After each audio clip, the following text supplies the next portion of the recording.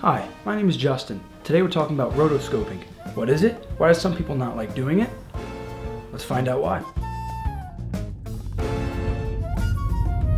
Rotoscoping is a very time-consuming process and is very advanced. As Adobe defines it, rotoscoping is the process of creating animated sequences by tracing over live-action footage frame by frame. Rotoscoping can be divided into two types, both being very time-consuming, which are film rotoscoping and animation rotoscoping. It all began with animation dating back to 1922. Rotoscoping was created for the purpose to help animators have a more realistic and fluid motion to their animations.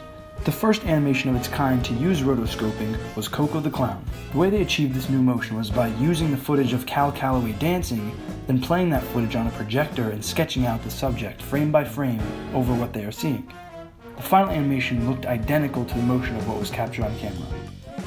An example of rotoscoping in film is George Lucas's Star Wars, when achieving the lightsaber effect.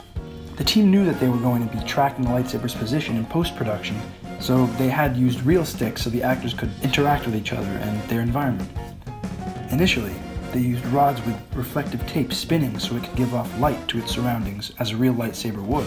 This method was problematic because they were prone to breaking more easily, and at certain angles the glow wasn't even being emitted.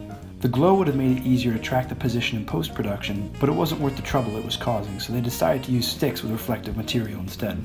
In the editing room, editors went frame by frame adding a color and a glow to where the stick was located in the frame. Each frame they altered the glow and the color to make it look like the lightsaber was actually being held in the film. One wrong frame was all it took for the magic to disappear, so they had to take their time to be exact. In the short film Ace, there was a lot of rotoscoping and usage of effects that required thought-out layering of clips.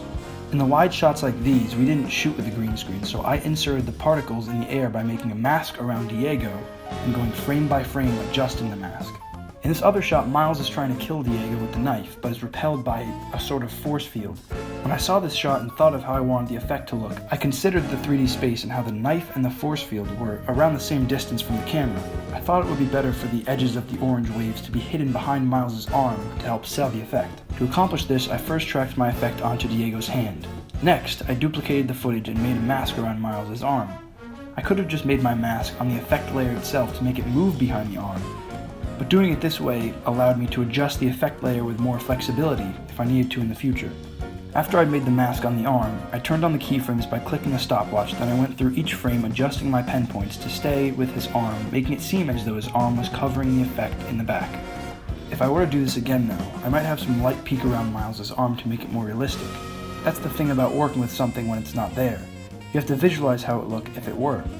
What many VFX artists do is use references to see how the light would react in a certain setup, then try to manipulate theirs to match. And that's it for this video. The next video is going to be the last one. It's going to be on digital and visual effects, and I'll see you then.